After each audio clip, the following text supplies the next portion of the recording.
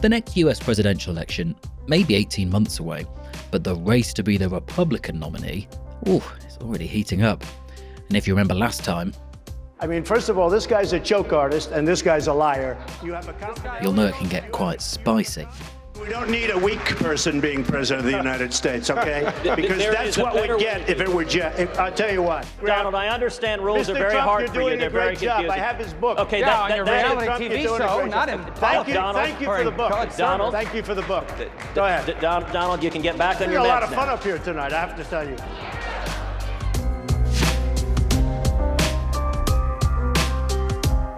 The Republican contest for 2024 is shaping up much the same. We might not have 17 people throwing their hat into the ring like last time. The return of Donald Trump, for one, might make some of them think again about running. But one person who is widely expected to run, but who is currently keeping his powder dry, is the Florida Governor, Ron DeSantis. Most people assume that Governor Ron DeSantis is going to run for president, but there hasn't been any official announcement. But when he starts making appearances in places like New York City and also Pennsylvania, that's when the speculation really starts to ramp up. After hearing DeSantis could run for the White House, Trump said, quote, "We'll handle that the way I handle things." What does that mean? Okay, I've only heard that line in movies. Yeah.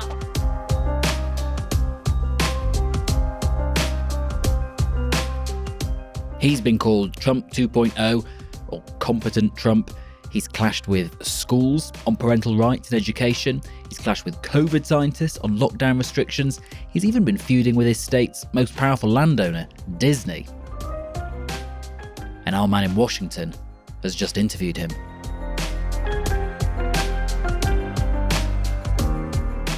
You're listening to Stories of Our Times from The Times and The Sunday Times. I'm Luke Jones. Today, Ron DeSantis. Is this man the next US president?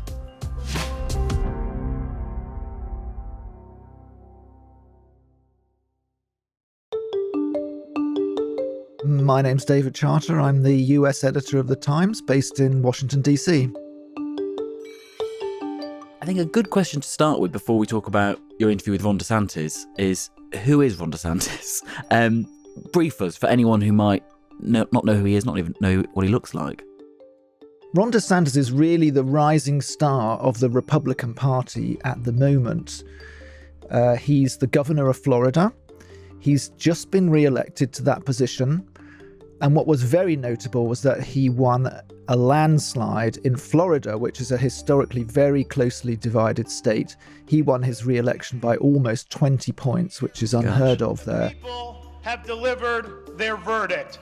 Freedom is here to stay.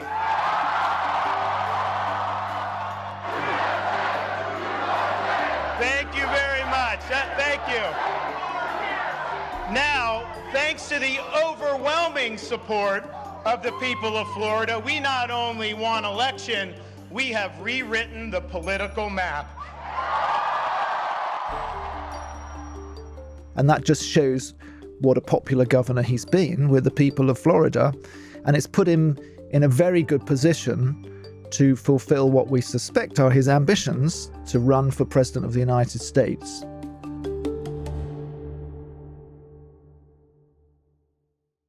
These races for any high office, but particularly to be the Republican nominee for president, are brutal, especially when we think back to what happened the last time we had one of these and Donald Trump was on a stage with 10 others viciously attacking them. So it's tricky stuff.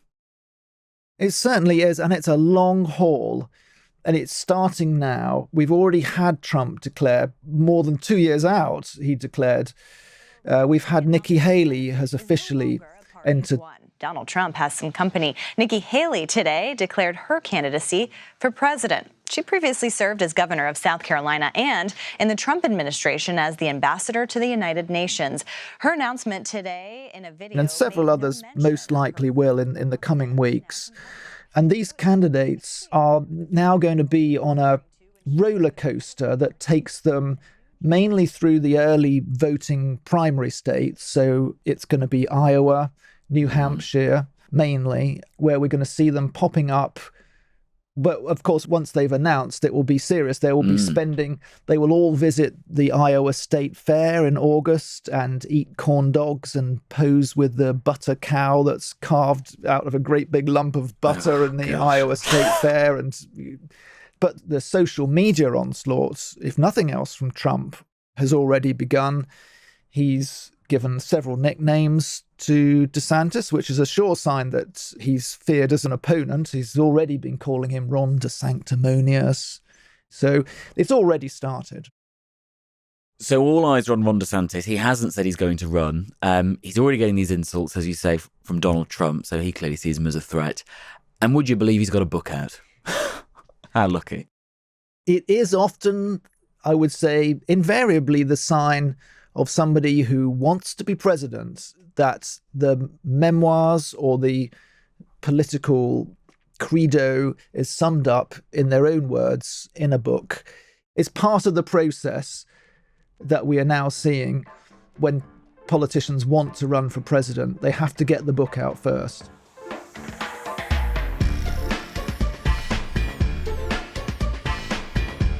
Can I ask quite a stupid question? You may. Did he look presidential? What does he look like? When up close, that kind of, their hair is slightly perfect. They look like they've maybe had a little bit of work done. I don't know, that sort of statesman in waiting. Right. He does look statesman-like.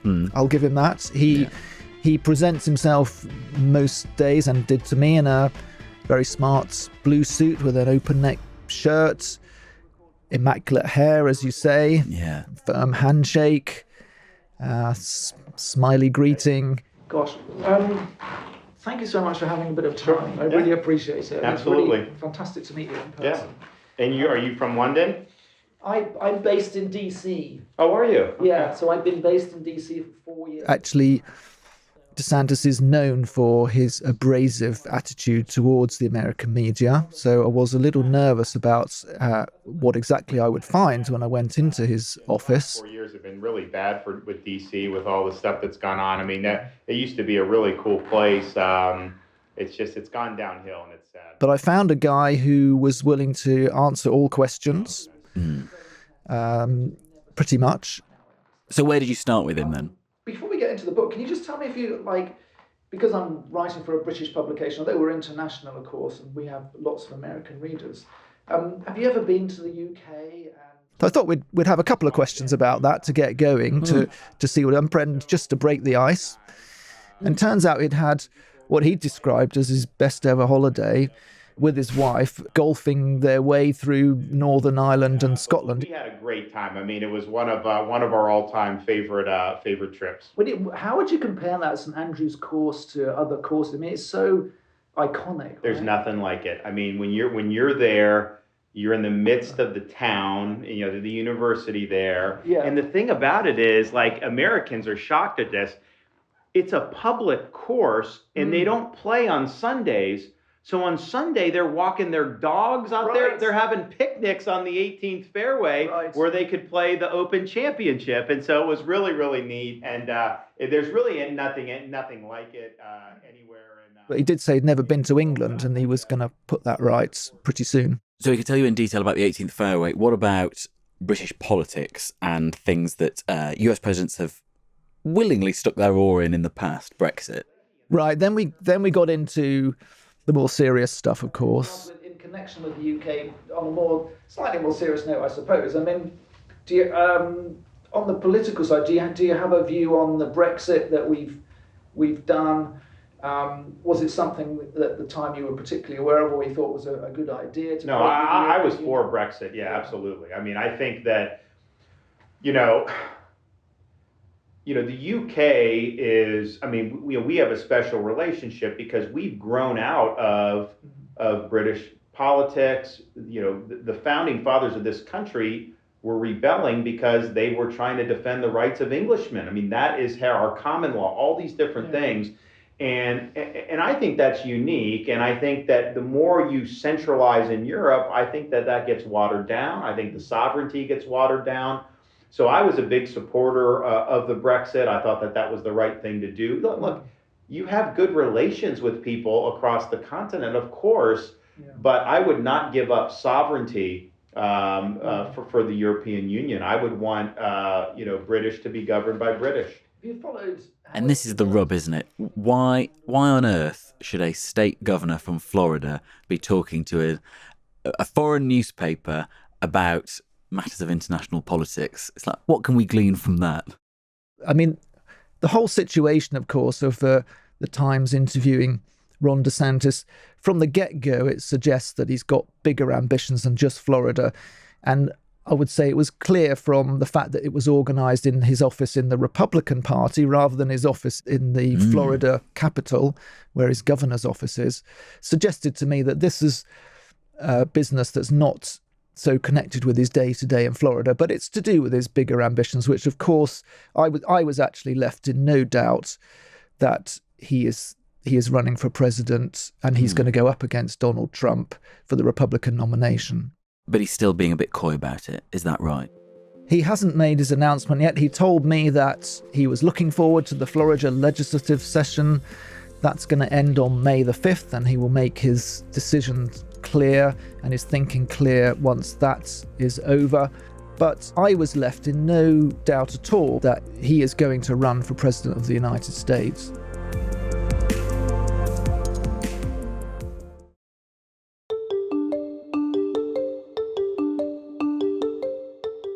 There are lots of people like Sarah Palin, who's run for vice president in the past, who say, yeah, he's good for it, but not now, Ron.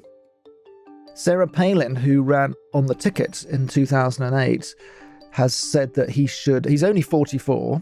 Yeah, which in US presidential terms is a toddler. It is. I put the Sarah Palin thought to him that he's too young and he's going too fast.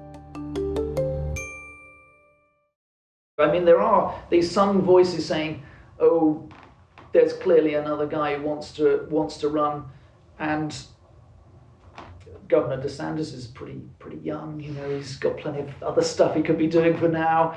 I mean, do you buy that? Well, I mean, I would flip it around, and I think we look at the current incumbent now. Don't we need some more energy in the executive? Yeah. Don't we need a little bit more vigor and a little bit more punch? Because I think we do, because I see a president now who's floundering around, and I think that he really lacks the pizzazz and the energy to really be a forceful executive. And I think people in Florida, I mean, we go very high octane. What I took from that, because it was a question that was framed on Republicans who want him to stand aside to let Trump have another go, although he turned it onto the current incumbent, who is President Biden, who's 80. Donald Trump is 76, and the question began in that way. And it's pretty clear to me that that was a message aimed as squarely at Trump as much as Biden, that it's time for a new generation. And guess what? I'm the representative of the new generation. But was that the closest he would come to actually criticising Trump? Not really. I found quite a few indirect criticisms of Trump throughout my interview with him. There were other instances. For example, Anthony Fauci, who was Trump's leading advisor on the pandemic, has become a bit of a hate figure on the right for his well-known pressure to have restrictions and lockdowns and distancing and masking, all of the things that DeSantis resisted in Florida, and in fact really made his name nationally by making Florida the center of the anti-lockdown, anti-masking movement in America.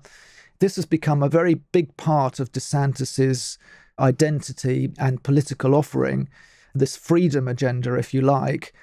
And he told me that he would have fired Fauci 6 ways to Sunday. I would have fired Fauci. I would have never had Fauci in, but I would have fired him 6 ways from Sunday. Which, of course, is putting himself in president's shoes, right? Not just saying what Trump should have done, but really showing what he would do as a president.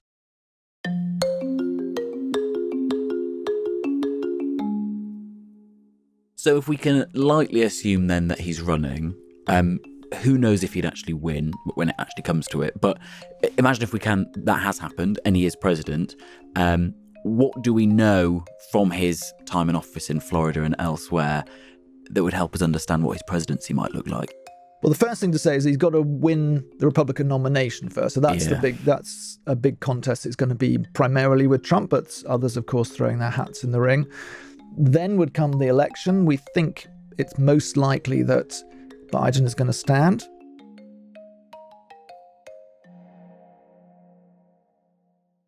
It would be a very different contest, DeSantis Biden rather than Trump Biden, because you've got the whole generational difference between them. You haven't got a huge policy difference between Trump and DeSantis, I don't think. DeSantis is often referred to as Trump 2.0, or perhaps competent Trump is another phrase that's used in the American media, because he's similarly very tough on illegal immigration, definitely would want to complete the border wall and put resources into closing down illegal immigration. But also similarly to Trump, he's plunged headfirst into America's culture wars with a whole range of measures that have come through in Florida to tackle and confront what he calls the woke agenda. And that's measures like the education bill in Florida, which has banned the teaching of sex and gender instruction or discussion for younger children, 8s and under in Florida, and then limited discussion in later years to be age appropriate. And where does this anti-woke stuff come from? Is there an origin story for it? There really is in the book, and that's what I wanted to ask him about. He really roots his conservatism, and more than that, his determination to combat leftism in his experiences at Yale University, where he was an undergraduate for 4 years. One thing that really struck me, and I have to ask you about, is that you make Yale sound pretty horrendous. I mean, I'm a Brit. I don't know either way what the hell's going on there. But is it really, we were led to believe that communism was superior at Yale? Was that, I remember being in a class where in like one of the discussion groups where they were saying, you cannot say that this was the Soviet Union's fault. Look what America had did to lead to this. And I was just thinking to myself, I'm all about having debate, but let's just be clear. There wasn't moral equivalence between the West and the Soviet Union. And we saw that with how many people were killed in the Soviet Union at the hands of communism. And so when you see different things like that, and you see kind of the campus culture, and some of it was even worse with the students who'd be in these classes than even some of the professors. But I never experienced any environment growing up in Dunedin, Florida, where people would question the existence of God, where people would be negative about America. He paints a picture of going to this rarefied Ivy League university in the Northeast from sunny Florida, turning up in denim cutaway shorts and flip-flops, and finding an atmosphere where he says communism was being discussed as a better alternative than the American way. And over the course of my 4-year tenure, I gravitated and say, you know what? The foundations of the United States are what separates, what's made this country great. Those values are really the values that need to carry the day. And the leftist critique was something that I rejected. And so if we go through the Trumpism policy checklist, border wall, anti-woke, it's quite aligned with Trump on climate matters as well. Absolutely. When discussing climate change and the environment, that if he did become president, it was very clear that he would set about reversing pretty much every move that the Biden administration has made to mitigate climate change. Is it a man-made thing? How much effort and resources should be put into tackling it? Well, I mean, what I think it's become is a political ideology. I mean, I think the left is using that to advance an agenda that is not very good for the average person in this country or around the world, particularly in developing countries. And so what I said is, okay, if they're going to be focused on global warming and all this stuff, I view environmental stewardship as safeguarding the environment that we live in and see and enjoy every day. And so I said, it's going to fall on me to make sure Florida leaves to God a Florida better than the one we found it. So our restoration efforts in the Everglades, you used to not get the water to Florida Bay. Now you have massive amounts of water going there. It's replenished. That's what we should be focusing on. And here's the thing. We don't have California-style policies on emissions or anything. And yet in Florida, our emissions have crashed because of technology. I do not believe the kind of the more globalist agenda about some of what they're trying to do is in the best interest of the United States. And I do think we need to have a robust, independent sources of energy here, including oil and gas. And so I would take the shackles off what Biden's done.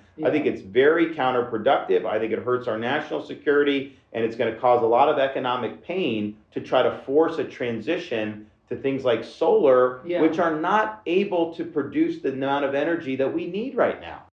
It's very much in line with Republican thinking that America is blessed with many natural resources, and it's stupid to limit your use of oil and gas if it's plentiful. Where does he stand on the sort of spectrum of opinion that there is in the Republican Party about what to do in response to Ukraine? Because there's quite a variety of approaches. It's not as united as it is across the political divide here. So this was perhaps one of the most interesting bits for me of the interview. I felt he's got slightly conflicting thoughts on Ukraine, because first of all, he does use it to suggest that Obama was weak and that Biden was weak. First of all, by Obama not sending weapons to Ukraine, and he mentioned that it was Trump, despite the fact he got impeached over Ukraine, it was Trump who sent weapons to help Ukraine. So from that, you might think that he was in favour of the current policy of Biden, which is to pour a lot of weapons into the war, into the country. But when I put it to him, he was reluctant to go there. Is our policy just do whatever Zelensky wants, or do we have a concrete idea of what we're trying to achieve exactly? Because if you listen to some people, they have more ambitious impulses of what will happen. Some are more a little bit less. In fact, because he didn't really answer the question first time, I did ask him again, so what would you do now? How would you approach Ukraine now, given the situation? And that was the point at which he quite abruptly cut off that discussion. So can you briefly say if he should be handling it differently now, or is it? Why don't you cover some other ground? I think I've said enough. You really, And so finally then, we've had all these hints about what he could do, would do, if he'd run for president, might run for president, who knows. Actually, at the end of the book, there is something of a key clue as the fact that he's got broader ambitions. Well, I think so, and this is something I put to him again. We get to the final chapter of the book, and it is called Make America Florida. Now, this, in my reading, can only be a play on the Trump election slogan, which is Make America Great Again. That is not disputed or denied by DeSantis, but what he did do in the interview was plead that it wasn't his slogan. So we start to get to the end of 2020, and there's all this merchandise in Florida. Make America Florida. People are doing hats, shirts. A lot of they're linking it to me with 2024, but I had nothing to do with any of it. It was all organic that people were doing. And I think it was like, there's people in Florida that have a lot of pride about what's going on now, and they're really enthusiastic about sharing it. But we also had people in other states who were buying this stuff saying, wait a minute, I like what's going on in Florida. Why can't we do that? But it was all organic, and I never had anything to do with any of the merchandise or anything.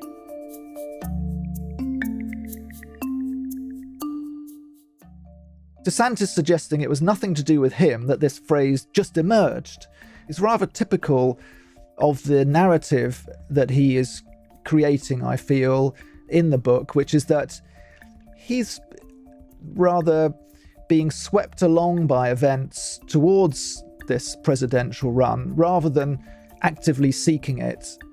And it just shows you, though, that, I mean, there's people that are viewing Florida as a model for success. And so, you know, it's a neat thing to see.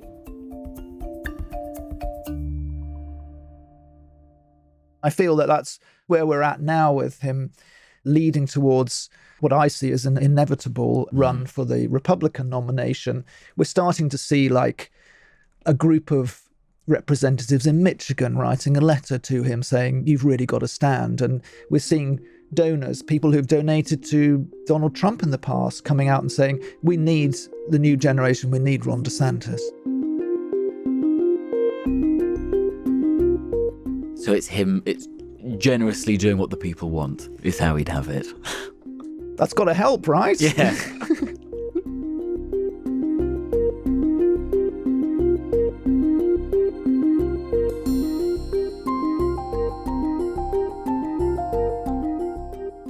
You've been listening to Stories of Our Times, a podcast brought to you thanks to subscribers of The Times and The Sunday Times, with me, Luke Jones, and my guest, US editor for The Times and The Sunday Times, David Charter. You can read the rest of David's interview with Ron DeSantis and all the twists and turns of American politics at thetimes.co.uk if you have a subscription. This episode was produced by Taryn Siegel, the executive producer is Kate Ford, and sound design was by David Crackles. If you can, leave us a review, a nice one, it helps other people find us. If you have a story, by the way, which you think we should be covering, maybe you've got an idea for a future episode, or thoughts even on what you've just heard, send us an email to storiesofourtimes@thetimes.co.uk. Thanks for listening. Goodbye.